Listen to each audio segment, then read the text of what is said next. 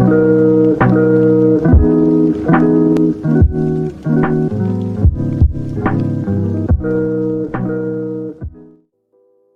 folks, how's it going? Rush here, and welcome back to episode of Cards and Castles TV commentary. Now, we've been putting in a lot of work recently with some of the edited videos that have gone up on the channel over the past week, but like I mentioned before, I will be kind of breaking off a bit here and there just to kind of recharge the batteries. So today, nothing too crazy. It's another edition of the normal TV commentary like you might be already used to. So without further ado, let's go ahead and get into the matches. We've got some great ones as always. Let's start off with match number 1. All right, folks, in game number 1, we'll see Plow beats taking on Striker, a bit of a Viking mirror, although Plow rocking the Ninja, Striker with the Crusader. See what guys, we'll see what both guys are bringing to the table, as Striker on this end looking back into the Knight combination here. Got Knight of Flowers, Paladin, Cleric, which is cool to see. The blue variation of Knights is something I think people look away from, but with how much good stuff is in the deck, talking things like L-Blade, Pillar, there is some room to give those Knights a bit more of a boost. Meanwhile, Plow on the other side, seeing 2 Faithful Drakes back to back could give us the potential hint of dragons, but we'll have to see if there's more dragon support in the list. Racking coming out now to clear some of these Faithful Drakes here. Looks like the Priest will take off 1. Rats are probably going to try and surround the castle to defend a bit here. Striker, of course, smartly placing the Rats up top there to avoid massive chain punishment from L-Blade. But meanwhile, Plow going with the Trap instead. Probably going to see a Secret Dragon out of him, but let's go ahead and find out. L-Blade on one of these Rats here. Going to be able to respond to the Might of the Minotaur quite well. Perfect math there for Striker, taking out the Faithful Drake. And leaving Plow with a bit of an empty board here, going for the Dragon Church now to replenish. Picks up a Shadow Drake in the process. Not too bad, not too bad. Striker probably going to get either the Knight of Flowers or Cleric out here, one of the two. Looking going for Knight, which I think is the smarter choice. He has the room to let the Awaken ability pop off, so why not play that now when you have the opportunity. Plow, meanwhile, going for Dragon Training, bringing out a Green Drake, cheaper than what it would normally be, thanks to that discount from the training. Although not going to stick around probably for much longer, as we see Knight of Flowers easily killing that off, surviving with that crucial 1 HP. We're probably going to see the Flying Books. Yep, makes sense. Get those out for some more draw. And a Cleric as well for follow-up. Makes sense. The Ninja Vikings does not have any sort of direct removal that could hurt something like the Cleric. So it doesn't hurt to get it out at this point. Although Shadow Drake plus Cloak of Ice is not going to be a nasty combination. But Blacksmith off the top, very, very nice to counteract the Shadow Drake here. Okay, or are we gonna wait to do... Okay, we still do it. Blacksmith Cleric still gets the job done here. I mean, he could have done it with the Blacksmith already out, but regardless, it doesn't matter. And now, in a better position is Striker, considering the fact that his castle is now back up to 21, and the Knight of Flowers a little bit healthier now at 5-4, making Plow invest a little bit more, which we might be able to see in his hand. He's kind of already thinning down on resource here. He might not actually be able to deal with this, but we will see. Detention, okay. Interesting little card there and a pass back, which does not bode well for our friend here. 2 from the Rat again, leading into a 4 from the books. And then Mordok for additional board pressure here. It looks like the game might be over. Dojo coming out of Plow now, another Trap. I mean, he's a draw, a miracle here, if anything. Ice Drake sure can pop the books to eat up the damage, but I think alone with the Mordok, Rat, and whatever Mordok summons will be more than enough to wrap up lethal. Now the Blacksmith for good measure as well. Rat coming in, Mordok gonna pop down as well, and the Banshee for the final blow, leaving Striker as the winner of match number 1. Overall, very nice display there to showing you what Knights can still accomplish in this format. With a little help from the Vikings. I think we could have maybe seen some more Viking tools in that matchup, but it is what it is. Berserker, though, I'm seeing right now is an interesting choice there. I didn't think that would be a card we'd gravitate towards, but I don't know. Berserker can have some success. People, it could be quite a failure. It's really a toss-up from game to game. But with that being said, folks, match number 1 is in the books, has been completed, and we move on to match number 2. All right, folks, and that game number 2 sees Soccer 5 taking on Fables. A bit of a longer match here, but this is a 3K matchup for Soccer. Can push whatever deck he's running into the 3Ks, as we see him rocking the Viking Pirate against Fables green-white Pirate Druid. I gotta say though, Fables has been quite the experimenter with these colors recently, or in general, I mean, as far as I've been seeing. So hopefully he's got some tricks up his sleeve there, and already seeing a little bit of it as Salahar Spyfish in the opener. Very curious choice there. We'll see how Soccer's able to work around it. Looks like, though, Fables does have to pass turn 1 and 2, unfortunately, so Lumberjack can get a little bit of value here, slapping into face. Or not. Okay, makes sense here. You know, I keep talking about the, you know, how sometimes Lumberjack does not go in against pirate decks. That is a good strategy that some people should be adapting more to, considering Green has this little card called Elvish Thief, which we just saw Soccer play himself. That gets tremendous value if you push a Lumberjack against the Green deck turn 1. So, you don't really want to just start charging Lumberjacks all the time when you see that Green matchup. It allows them to ramp out into bigger turn 3, potentially turn 4 plays earlier, and kind of puts you on a bit of the back end here, trying to recover from some potential big threats that came in a little too early. So just keep that in mind when you're facing up against pirate matchups in general. So Soccer did the correct thing here. Wizard going to come out now in response. We'll see if Soccer takes the ramp from the Elvish Thief or decides to pass it off. He's going to onslaught the Wizard thanks to the coin he used for that play. Bit of a commitment there, but it does remove a potential ranged threat here. Fables recognizing that Wizard not going to stick around much longer. He will use it to pop the Lumberjack, which is fair. I don't think this... Oh, okay, hold on. I was about to say, I don't think there's much that Soccer should have within turn 4 that can punish the Wizard too hard, except maybe another Elvish Thief. But Maddie pulling the Tarius is a very, very problematic situation for Soccer. This thing is going to be able to ramp out Fable a ton of additional resources into the hand here, and from there it can go very south very quickly, being overwhelmed by the constant flow of resources and materials that Fables has access to. So we'll see if Soccer has the removal for this. Going up in Pirates, he most likely does, although maybe not this turn. Rat King comes out, going to clean up a little bit of the Wizard here, take it off the board finally. And then a pass back. He does go ahead and push all the rats in, though, to try and overwhelm the targets, force it back, if you will. This is going to lead the Mana Core now to come out here with the Bestial Rage combo. Giving it to the Lore Master is smart. Getting it the Rampage allows him to do plays like this. Popping the Elvish Thief, popping the Rat King with the Rampage, and kind of keeping him mostly out of harm's way. And the Mana Core Spirit Link is just that much more beneficial to Fables, protecting it from things like those rat strikes. But interesting card here we saw come out from Soccer in this case, the Hidden Fees over on the Lore Master. Now, it's very curious to see that someone is running Hidden Fees as a card up in these ranks. But for scenarios like this, it absolutely makes sense to where you would play it on why you played on Tarius. You know, Fables does not want to lose this thing, so he's going to do all that he or she can to protect it. And because of that, if he has a downside too, it's going to be a little rough. Drawing is so impactful that you want to be able to keep this around, but do you now have to, or you now have to keep that tax on the card, and that can be very, very punishing, especially in the later game stages. I mean, let's be honest, Hidden Feast is a shutdown completely for Rakanoth, but Fables is not running against a Rakanoth deck here, so oh no, Soccer, excuse me, Soccer's the one who used it, so you know, it is what it is though. A very curious inclusion there from Soccer to run the Hidden Fees. Anyways, back to Fable's turn now, and we are in the turn 6. Of course, the upkeep now affecting his gold cost a little bit. We see Armory come out now. This is going to do a great work cleaning up the rest of the rats on board.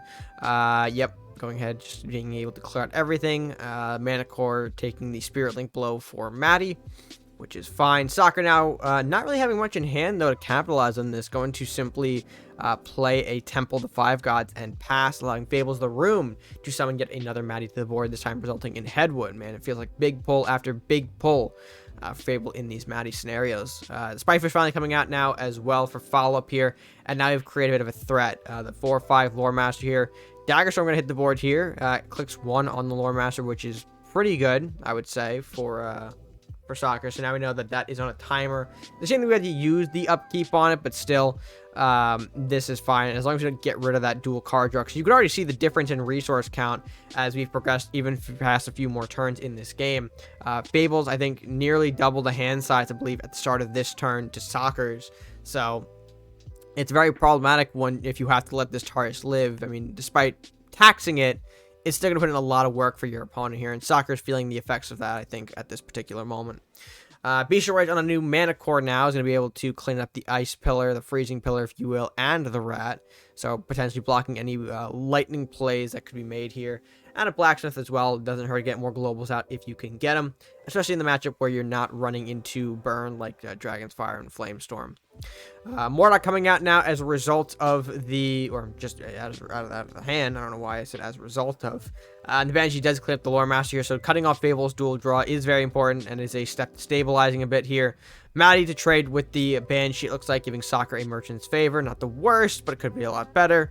And then Sniper and Sharpshooter for additional follow-up here. So now we're getting into, I believe, the rest of Fables deck, the meat of Fables deck, which is that range abuse. The Dwarven Scope, Rampage aspect on things like Sharpshooter and Sniper can be very annoying to deal with here. And another, I believe, Mordok pull is pretty big for Soccer, allowing him to clean up the some of these backline units. I believe that was a Mordok, right? I'm just going to fast forward to confirm. We do have the Spitefish here, and then, yeah, the Mordok did come in. The Mordok did help clean up a little bit here. Oh, too far. So back, of course, into the match in motion. The Sniper takes out the Wraith that was spawned off the Mordok. We follow up with the Cannoneer as well. Two pretty beefy attack units here, both at 8 damage, can nearly knock this castle out, but Yenneroth's going to do a nice job at stalling the game just a little bit longer. Yenneroth Freeze will be annoying to play around here. Fables did line himself up for a potential chain scenario here, and you can see now trying to avoid more of it by placing his units off to the sides here, creating that gap that the chain can't get to him through, which is important in Viking matchups. Again, you always got to be watching out for chain. It can be very, very punishing if you're not paying attention. Although, looks like another Yenneroth is going to follow suit here. Yeah, the first Yenneroth being used to pop into, I believe, the Sharpshooter that was there. The Cannoneer, of course, still staying alive, but taking some chain damage here, and you're going to take a little more as well. As you can see there, we're opening up a little bit for more bits and bops of chain damage. Unfortunately, I think they are a bit necessary to take here. There's not much else you can do under this mass board freeze, and this is right where Soccer wants Fables here. He's got his Yenneroth in, pops the Cannoneer, Hassan Guard popping the Sea Witch, Armory as well to even just do more follow-up trading with the Southport Captain, so it doesn't have that big attack to deal with. Something like your Yenneroth is pretty good here. Of course, a Lumberjack, sure, just more board pressure. Why not? More and more board pressure does fit the bill here. Fables does have a call for aid now, which can be used, I think, quite well here. A Ranger can maybe make a trade with the... Yenneroth, although I say that now, we're going to see a couple of interactions here. Looks like the Sharpshooter popping the Yenneroth here. Ranger going to go ahead and take a swing at Hassan City Guard in a weird location. And opening up for a bit of a Yarm strike here is this is Fables here. If a Yarm is on the board or in the hand, it could have easily knocked the Ranger and did some big chain lightning stuff. Again, just end the game sooner rather than later. And then we see here Lumberjack going to pop into one of the two Blacksmiths, the one that was used to face block. Rat King coming out for another time, popping the rest of that Ranger. And our Rat's going to be moving in as well off of that Rat King. At this point, Fables is in a bit of trouble here, I would say. He does need something big. Dwarven Scope is big for the Sharpshooter. Despite it being taxed, it can shoot very far, which is important here, keeping it out of the range of additional enemy units here. And now we're going to try and throw up a blocker to defend our buildings, things like the Hovel and the Armory. Okay, there's a Lightning Blade there from the top Rat. That is actually just enough to pop the Ranger. Sean moving in, popping the Hovel, cutting off that unit generation, which is crucial. You want to be able to control the board the best you can in this low resource environment. And that is probably one of the best ways to do so. Take out a unit generator. Southport Captain coming out now for another time with the Armory for follow-up. Hovel as well. It's just kind of reestablishing, the board for Fables. Fables going to go ahead, use the Sharpshooter to pop into the Rat here, and he's actually made quite a comeback, being able to establish a Scope Sharpshooter in an environment where you're dealing with, nearly 10 HP here. We got a little bit more, but still, the idea is that this game most likely will be ending soon. The other side is packing any heals. They both lack the yellow to do so. All right, so we do see a swordsman here. Now we can, I believe, just end it. Actually, no, we can't. Never mind. We need to call for aid and then get a ranger out, but of course that is 10 gold right there, so we're not able to do that just yet. Instead, Fables making the more correct play and using the armory plus the rat here. Sharpshooter clearing out the swordsman, rat popping in for 5 to position the sharpshooter to end off the game in the next turn, unless there's another form of freeze, Yenneroth, 3, freezing pillar, what have you. We do see his on to the guard. Okay, that could have been used to do something here. Reanimate. All right, getting 1 unit, which is not great here. All right, horseman, but hitting the wrong target. Unfortunately, not enough gold to commit to a freezing pillar, though. And that will most likely be the end of the game here. Sharpshooter can run up, easily bop for 8. Doing a bit of style point stuff here, it looks like. Getting the ranger out, showing that we had it. And then, of course, walking in the sharpshooter for some big damage. For a very nice little comeback here for Fables. What we thought was going to be a very... Well, I guess what we thought was going to be the end with all the Yenneroths and removing all the rangers turned out to not be the case. We have to kind of clear it up and then form our own global superiority, if you will, in this matchup. The dual armory and the blacksmith kind of outvalued the single armory, single blacksmith, single temple here, which is weird because that is technically the same amount of globals, but you know, some of them just do a little bit different things. So overall, though, congratulations, Fables. I feel like I might be rambling on at this point in the endgame a little too much, so let's go ahead and jump right into game 3 and see what our final matchup of the day has in store for us. All right, folks, our final matchup of the day sees Vasea Mel taking on jerziquix, 2 players who are pretty hard hitters in the current community. Blue-purple going up against yellow-red. We might see some familiar styles in both of these guys. Both guys very familiar with their deck colors. So we'll see what both bring to the table here. Is no surprise, we're seeing a couple of burn elements from jerziquix. Vasea Mel, though, probably most likely bringing out the dragon build. We do see the blue-purple after all. Colors that, you know, he's kind of been terrorizing with for at least a year now, if it's been a little bit longer than that. But we'll see if Jersey can overcome it. We see the imp coming out for turn 2. Does pop the castle, so a bit of 5 damage to the castle. And a preemptive bolt onto the Masuda, which is quite strange here, forcing Vasea to actually use the Medal of Bravery to coin out a Shadow Drake to help clean up this imp early. And already off to an interesting start in this matchup. Vasea taking a little bit of damage, but hopefully should be able to recover. We do see a Dark Bender coming out from Jersey's side here. And a Mithril in hand is something to take note of there. Being able to drop a global plus health of 3 can sometimes be pretty impactful. So I wonder if he's got the Dwarf synergy in here necessary to make this work. Interesting how we didn't play the DCS, the Dragon Crest Shield, over onto the Dark Bender, but probably wants to hold a bit of resources for later. Another Shadow Drake, though, coming out onto the board, excuse me, leading off to Flux taking center stage now in its place. We'll see if the Vasea Mel can do anything here. We are in the Aeroth territory, and it looks like there will be the Aeroth indeed. So, of course, going to pop over into the Dark Bender, popping into the Flux as well here. And that's a big swing for Vasea in this matchup here, with Jersey not pulling the best minor spells, in my opinion. The Ignition and the Merchant's Favorites are okay. Thankfully, we should be able to do something with the Flamestorm here. We can just pretty much clear our board, which is the necessity. It's unfortunate we weren't able to kind of get the Tarius files out when we Flamestormed, but I kind of see why he wanted to do it now, just to kind of clear off the board here in case there's a multi-strike hiding in hand, or buffs like this, the Dragon Siege, where you're seeing both the Aeroth and the Ice Drake now gain enough stats to become pretty fierce heavy hitters. So we'll see again how Jersey can respond. He did pull a second Flamestorm, which is pretty good. The Tarius files come to calm down, and now get popped by said Flamestorm. Unfortunately, not dealing with the best of draws there. Dragon's Fire can't be used this turn, and another Tarius files, which, you know, is rough when we've already seen 2 Flamestorms. Meanwhile, Ice Drake Aeroth sitting onto the board here, and Spirit Crash to end off the game right there. No L-Blade necessary, no multi-strike necessary. Vasea rocking the new Spirit Bomb tech inside of his dragon list. Hard to say if that's always been there and now has just become the perfect time to use it, but seeing the Spirit Bomb in action is pretty spooky. We do know that some people have tried Spirit Bomb in the past. Maybe this can inspire them to try again.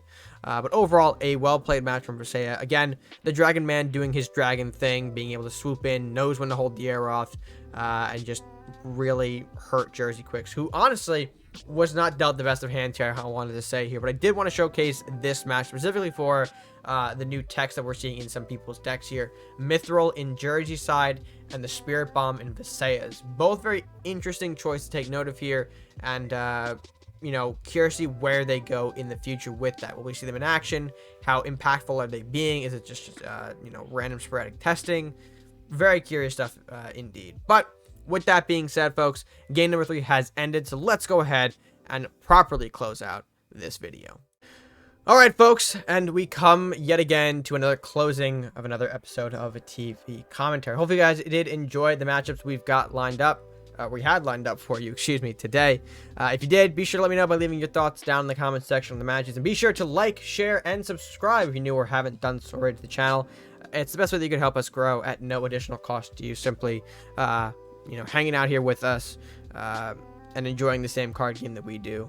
It is a fantastic time all around, and I'd hope you join us by subscribing to the channel. But folks, that is going to do it for me for now. Again, we should be seeing some more spicy content coming in the future, but we do always need a break here or there. So that's going to be it for me. Until next time, folks, stay gaming.